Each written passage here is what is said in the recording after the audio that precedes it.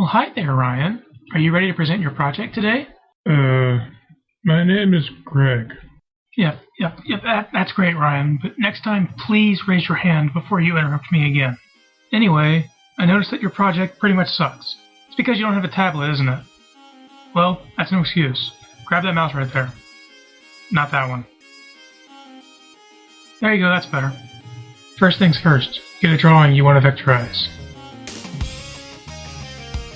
That'll do. Now scan it, or photograph it, whatever, I really don't care. Just get it on your computer. Alright, now here's the trickiest part, and bear with me. This is some real next level stuff right here. Okay, we did it. Yes, open a blank ActionScript 3 file. Now we need to import our drawing into Flash. Go to File, Import, Import to Library. Select your file, and go to the library. If you can't find it, go to Window, Library, take your file, drag it onto the stage. You can right-click and break it apart if you want to take out all the extra little bits like I just did here. Now this is why we're using Flash and not Illustrator, the brush tool. It's better than Illustrator's, and it actually works like you'd expect it to. Also, and the best part, no pen tool. Flash's brush tool has 5 different paint styles: paint normal, paint fills, paint behind, paint selection, and paint inside. They're all pretty self-explanatory. I don't have to go through them. If you want to know more, Google it. The brush also zooms in with you as you zoom in and out, so it gets bigger as you zoom in, it gets bigger as you zoom out, smaller as you zoom in. Pretty simple. Color is also really simple. Grab the paint bucket and fill it in. Pretty simple. Shading is a little bit more complicated. We can use gradients, but Flash's gradients can be tricky and I don't have time to go into that. So instead we'll do cell shading, which you can clearly see. You take blocks and you fill them with color.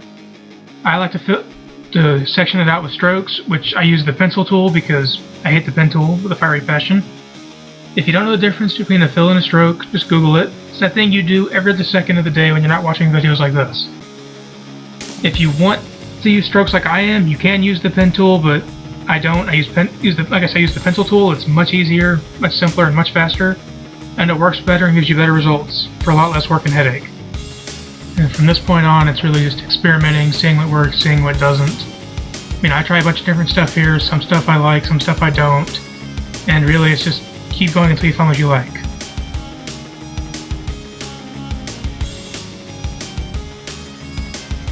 Okay, now that we've finished our illustration, ours looks like this.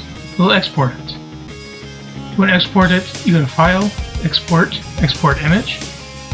You can export it as a PNG, a GIF, a JPEG, or any other thing else. If you want a raster-based image, PNG or JPEG, you're good to go, you're done. If you want a vector though, for some stupid reason, in Flash CS4 they had SVG support, which is a vector format. CS5 they removed it, don't know why, so we have to use FXG, which is only compatible with Illustrator and Flash, the only two that can use it.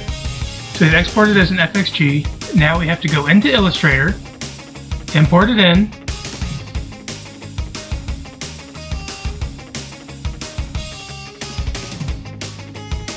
and now that it's imported into Illustrator, now we can export it as a vector graphic. So to do this, then we just save it as an Illustrator file, or whatever vector format you please.